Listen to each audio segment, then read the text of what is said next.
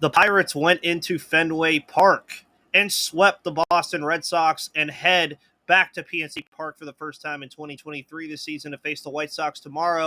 And all minor league system teams should be playing tomorrow. So we're joined by Craig Toth to talk about that and more on today's episode of Locked On Pirates. You are Locked On Pirates, your daily Pittsburgh Pirates podcast. Part of the Locked On Podcast Network, your team every day.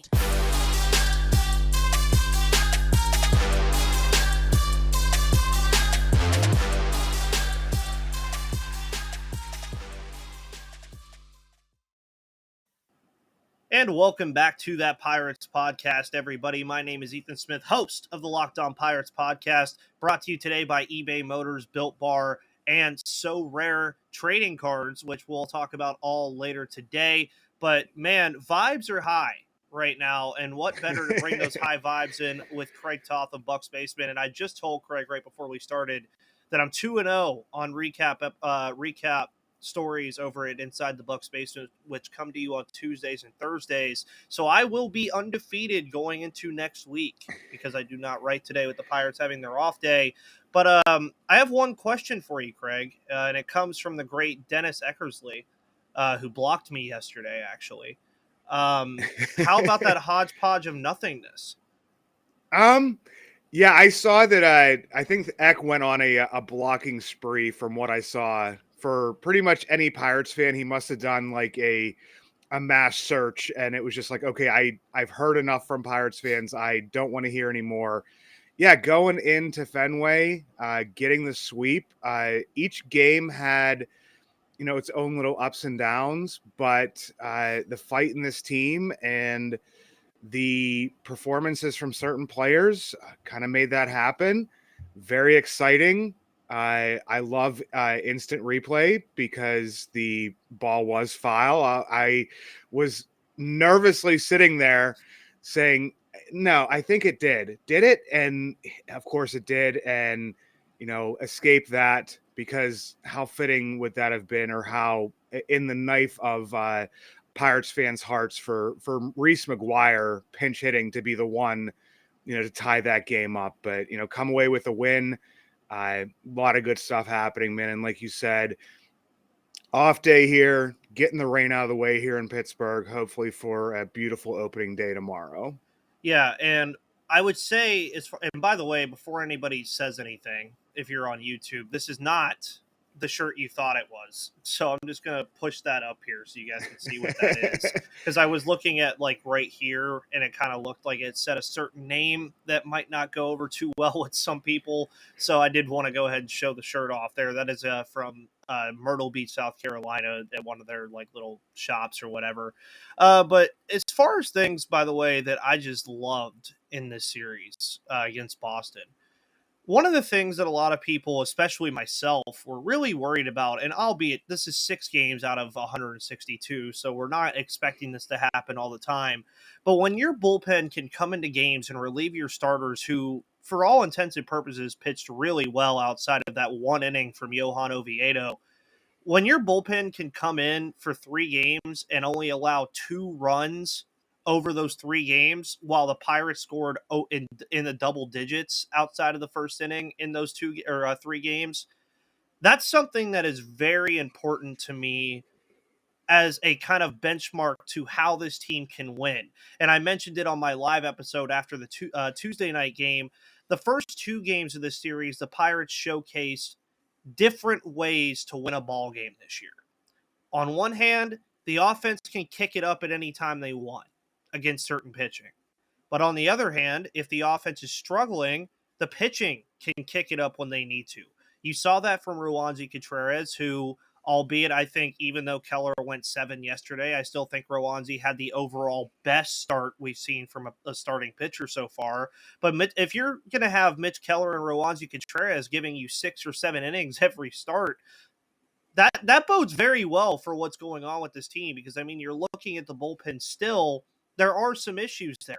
They don't really have a long relief guy yet, which is where I think Johan Oviedo will come into the mix once Luis Ortiz enters the fold.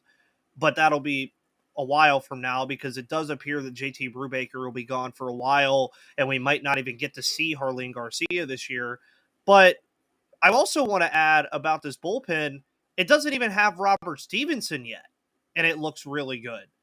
And I do know there's concerns with the offense as well. I mean, they didn't put up that many runs outside of the first game, and some of the missed opportunities as well.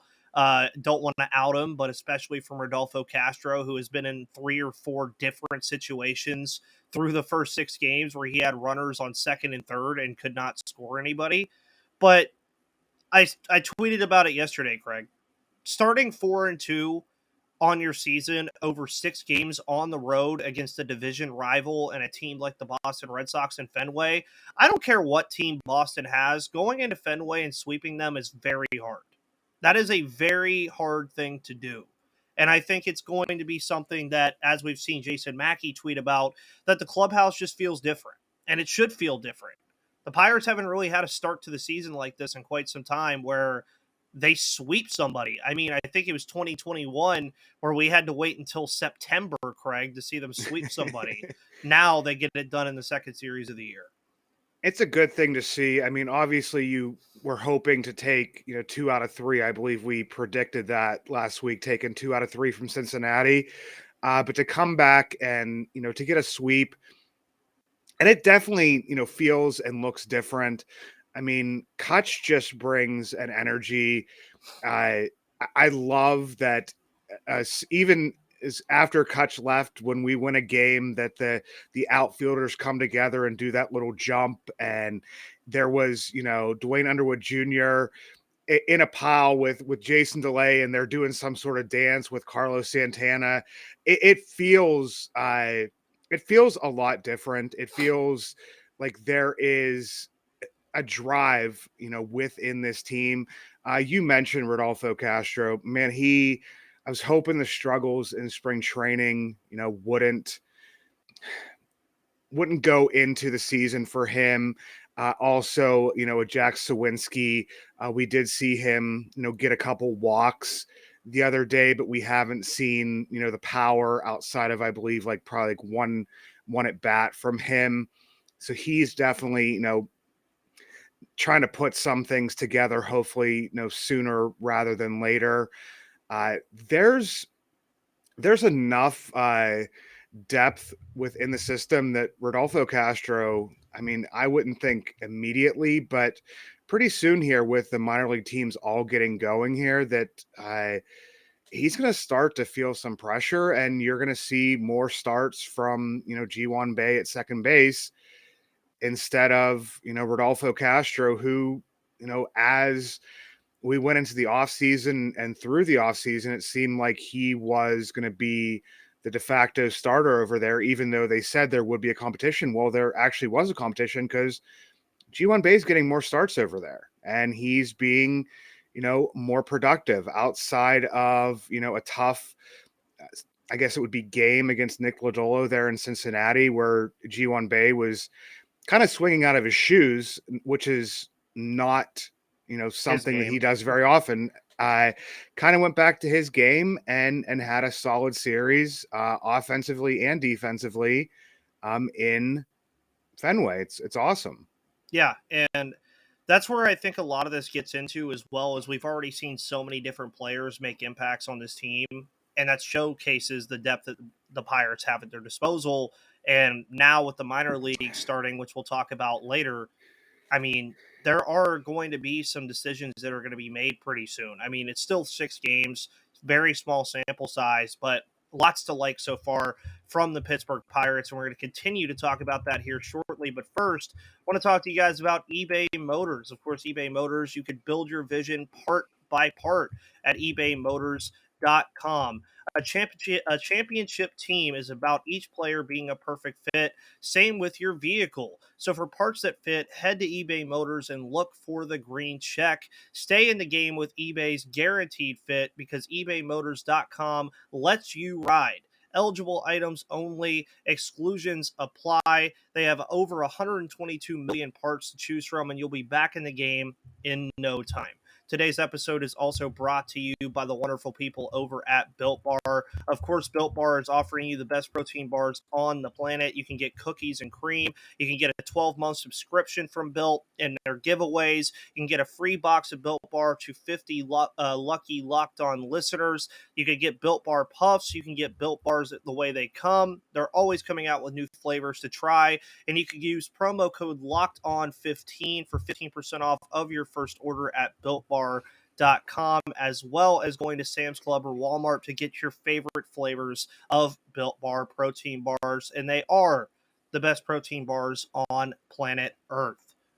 So, looking through the first 6 games, a lot of people have already kind of hit the panic button in a certain area. And it's a panic button that is a very happy panic button, I would say. It's like a panic button that I'd love to keep pressing. And it's the Bryan Reynolds panic button. Because obviously the contract stuff was the topic of the offseason.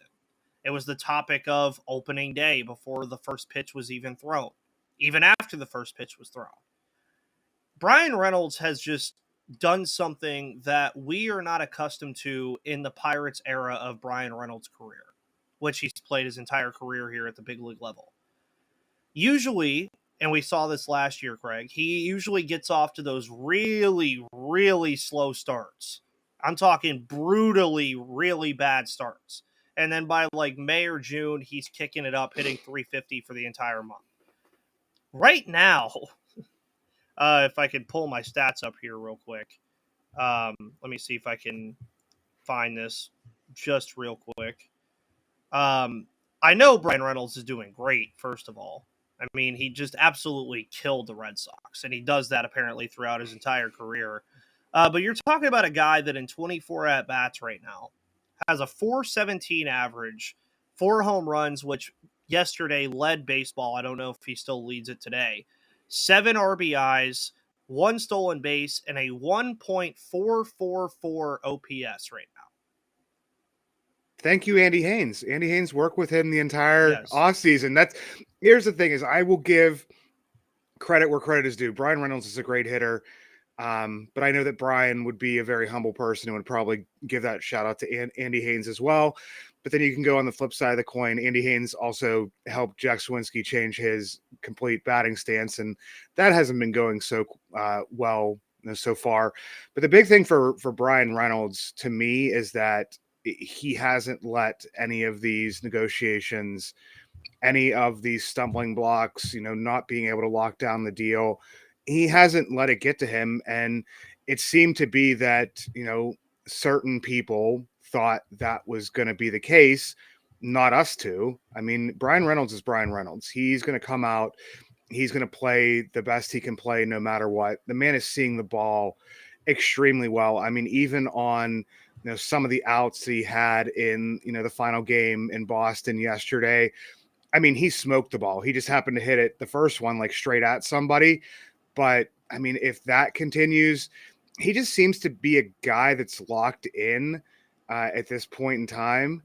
So it's a great thing to see. And like you said, he's usually that slow starter and has been, and then can, kind of pick some stuff up, especially in June.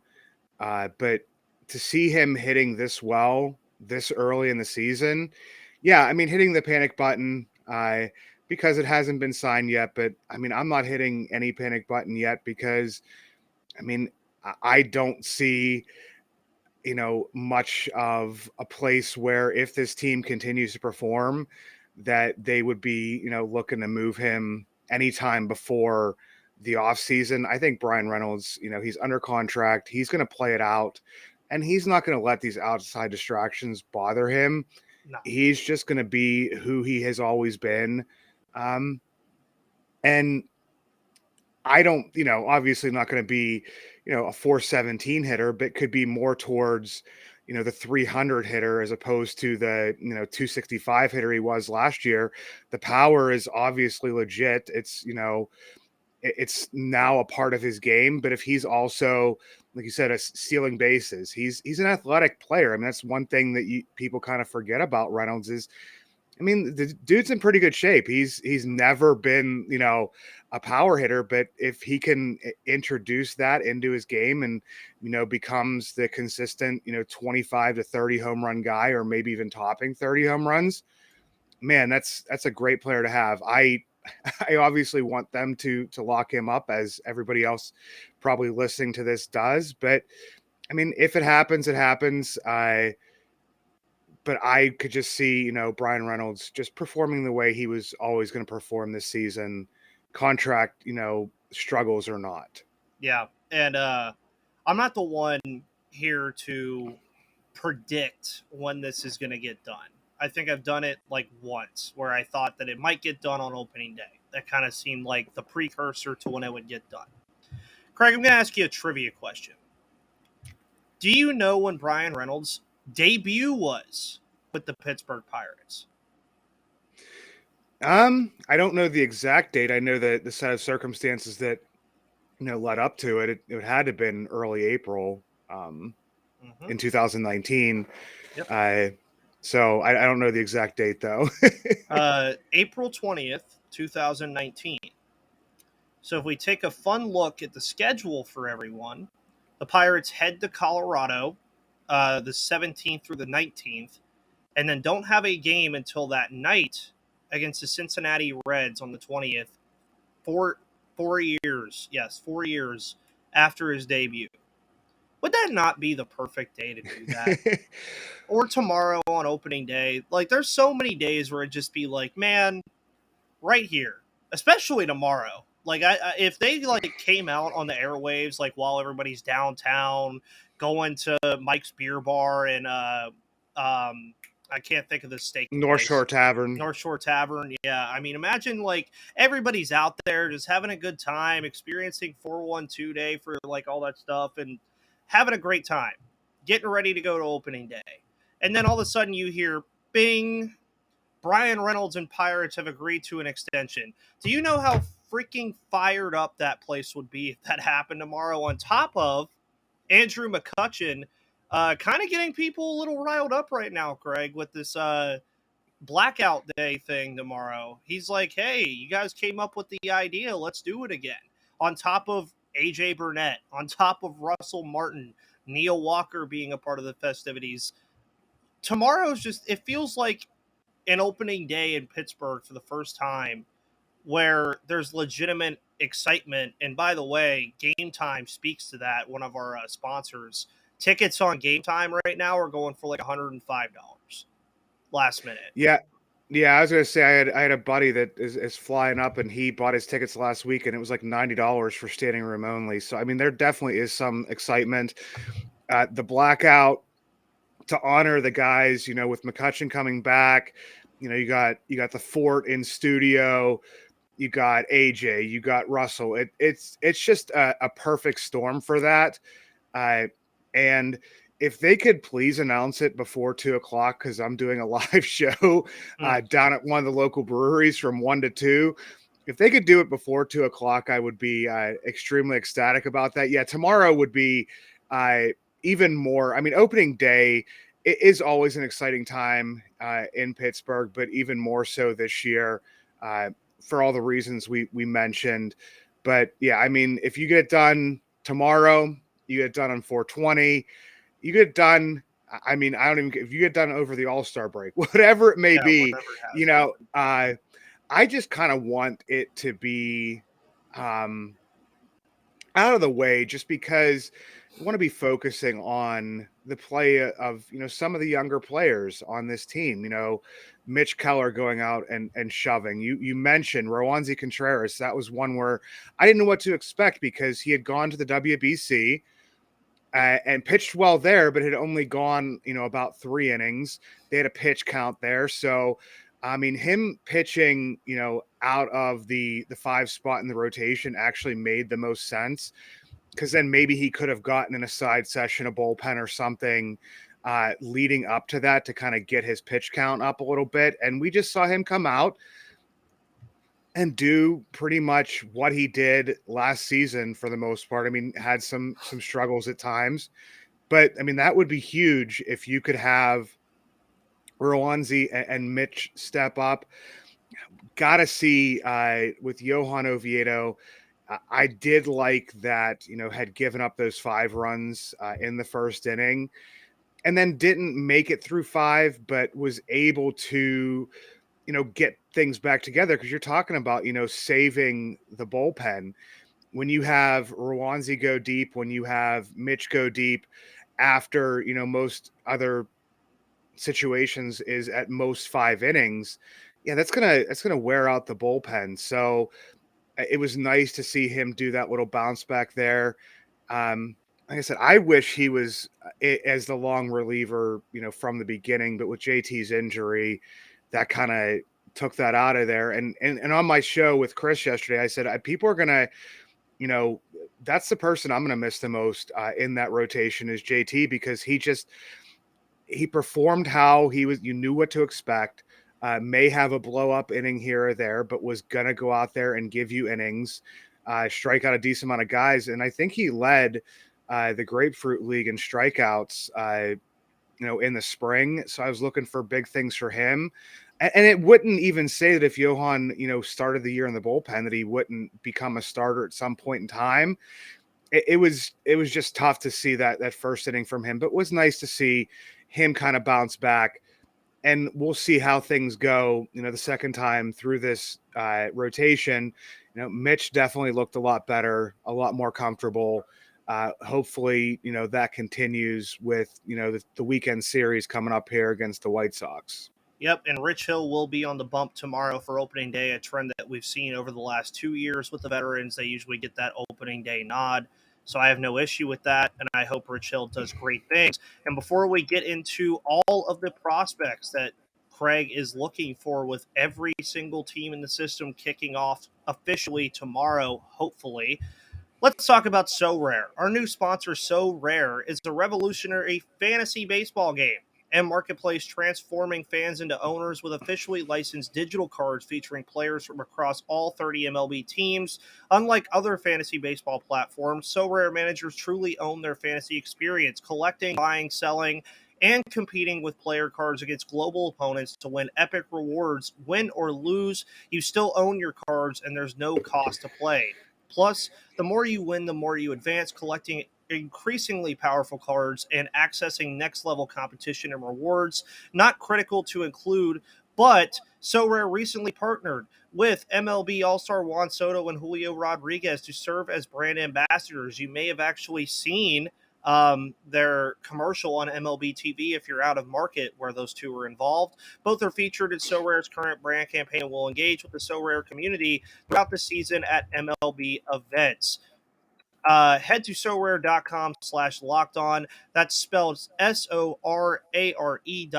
to draft your team of free player cards, set your lineup, and start competing today to win epic rewards. Again, that's sorare.com/locked on to start playing today. Now, on Thursdays, I am going to kind of call this the Craig segment. Uh, I do watch some minor league baseball. Obviously, I know the big prospects. I know the system. I know the guys that are good. I know the guys that are going to kind of falter. We've seen a little bit from Indianapolis so far and what they've offered. We've already seen Nick Gonzalez do some good things. We've seen Endy Rodriguez do some good things, Quinn Priester, the likes like that. Tomorrow, I actually think you said tonight, Altoona is supposed to kick off tonight pending weather. And then tomorrow, Bradenton and Greensboro are supposed to kick their seasons off. So, Craig, I'll kind of let you take it away in terms of what you're expecting from each level of the system and what people here at Locked On Pirates can watch for at each level of the system. Well, I mean, starting in Indianapolis, Mike Burrows and Luis Ortiz have each gotten a start. Depending on when you listen to this, Indianapolis was rained out on Wednesday, so we'll have a double header here today on Thursday. Luis Ortiz scheduled to go in the first game. Osvaldo Bido scheduled to go in the second game. One player I want to point out from Indianapolis that has kind of been tearing it up and has outshined some other people. Everybody forgets about Tucupita Marcano. He was a guy that Ben Cherington went after twice, got him on the second time around. Has been making good contact. Looks like he's playing a a lot of the infield positions where last year he was kind of, relegated to the outfield to begin the season, giving him a full look there. Nick Gonzalez has hit the ball well when he's hit it. Has struggled with some of the off-speed stuff. In this last game that they did play, they got in on Tuesday, struck out a couple times. Just kind of getting his, legs underneath him. Hopefully he can turn that around pretty quickly. Quinn Priester looked good through about the first 2 or 3 innings, then started to struggle a little bit, get hit around, started with some soft contact. So, not really super worried about him first start of the season. But moving along to Altoona, which will be opening up today, you're going to be seeing, Henry Davis, behind the plate. You're going to see a guy that I'm going to be, I'm writing an article today for Inside the Bucks Basement, one of my Through the Prospect Porthole series, Leover Peguero, a huge season for him. Started out like a house of fire at the beginning of last year through the first couple, months of the season. And then just kind of hit a roadblock and wasn't able to turn it around until the last month, about 16 games of the season. It's a pretty big year for him. Him and Marcano, two guys, if you're thinking about, Rodolfo Castro struggling, I know everybody's eyes always, go to, a Nick Gonzalez and rightfully so. I mean, he's in AAA, but you can't forget about Peter Marcano. He was in the battle with Rodolfo Castro and G1 Bay to begin spring training for second base. If he kind of gets stuff going.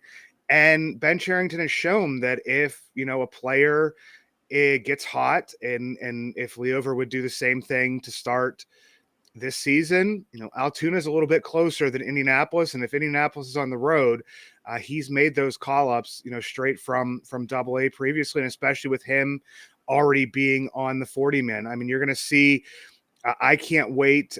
Jared Jones, it was one of my, prospects to watch pretty early on in spring training. It was noted that he was more than likely going to be part of the Altoona rotation. Very aggressive with this kid, moving him throughout the system. Other stuff, I mean, you see Bubba Chandler, being kind of put as, we're gonna see how you can do just as a pitcher. So he gets that aggressive promotion to Greensboro, the likes of Anthony Solometto. You have Po Yu Chen there. That's going to be a fun rotation to watch. Also, guys, I'm just going to say, you can't just look at the stat sheet from Greensboro. Once again, just reminding people that is a bandbox. It is more of a bandbox than, Great American Small Park with Cincinnati. I mean, it's pretty small there. So, look at some of the advanced analytics for that type of stuff there. But also, I mean, if you haven't yet, I don't have MLB TV because I live in Pittsburgh, so I watch all my games on AT&T Sportsnet for right now. But I do have the MILB TV package, the First Pitch. That's only $29.99 for the entire season. To be able to watch some of these games, you can go back and watch if you didn't get to watch it in real time. They still have the video feeds for that. So there's a lot that I'm looking forward to from. Like I said, from Altoona, from Greensboro, down in Bradenton, Thomas Harrington. I mentioned him on this show before.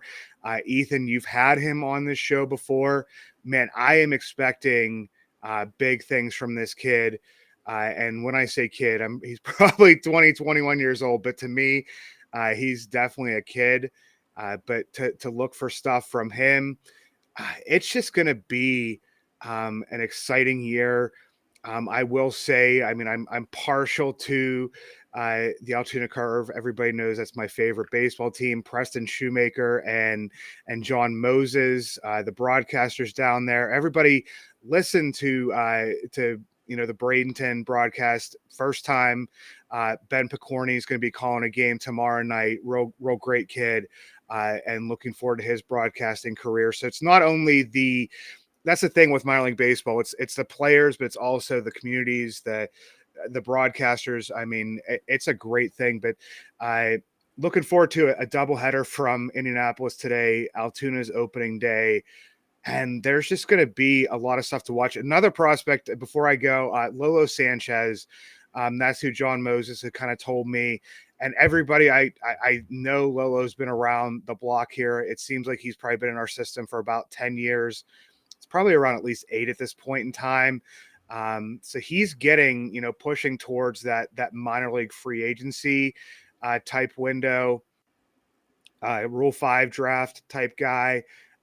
Looking for some pretty big things from him, hopefully this year. I had a decent spring training, bulked up because he's not a 17-year-old kid anymore. He's, 24 years old, trying to grow into his form and everything. So Lolo's another guy I'm looking for. And hopefully, for a Burrows and Ortiz, it kind of continues. And I'm looking to see, Priester when he comes out this second time around. And as Gary Morgan, our buddy, had said, don't sleep on Osvaldo Bido, and looking to see how, he comes out tonight, because, I mean, we're talking about, if anybody struggles or continues to struggle in the rotation, if there, God forbid, any more injuries come up, Bido could be somebody that slides into that rotation in pretty quick order. Everybody wants to see Ortiz. I want to see Ortiz too. Everybody wants to see Burrows, Priester up here. I do as well. But as we've seen over the past few years, is that, and especially Beto, I believe he's 27 years old now, they just see what you have of him to try to make some of these decisions. Because not only do you want to win this year, you want to see young players take steps forward, but you still, with, all of these prospects coming up to Altoona, coming up to Indianapolis, there's going to be a roster crunch, happening every year here in November with Rule 5. So you kind of want to, see these decisions made. So, I mean, there's so much to watch right now in the minor leagues, and everybody do yourselves a favor and definitely go out. And if you don't have the MLB TV package, go out and buy the minor league package and just, turn it on and just watch, a couple innings of the game, and just, to get a feel for some of these prospects that are going to be coming up. Oh yeah. And it's a fun time too. And also to mention, to add on to everything you just said, you have the chance to watch yet another top 10 farm system for the Pirates for the third year in a row at work. They have another top 10 farm system this year. You can even get the chance to watch some of these guys before they come up to Pittsburgh, because I'm here to tell you, some of them will. It's going to happen eventually. And that's one of the things about this hot start already. They got off to a hot start, and I don't even think this is going to be the best version of this team. Guys, thank you so much for tuning into the Locked On Pirates podcast today. We're expecting another guest on tomorrow's show for opening day. It'll be a new guest, so you guys will hopefully enjoy that. Also, make sure you go check out Locked On Fantasy Baseball. Go check out Inside the Bucks Basement with Craig, myself, Gary, and the whole crew over there.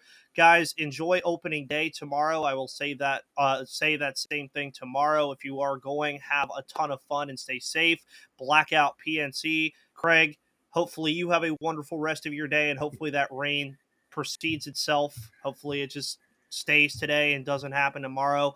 Guys, make sure you follow me and Craig on Twitter at MVP_Ethan and at Bucks Basement. I will see you guys on the flip side.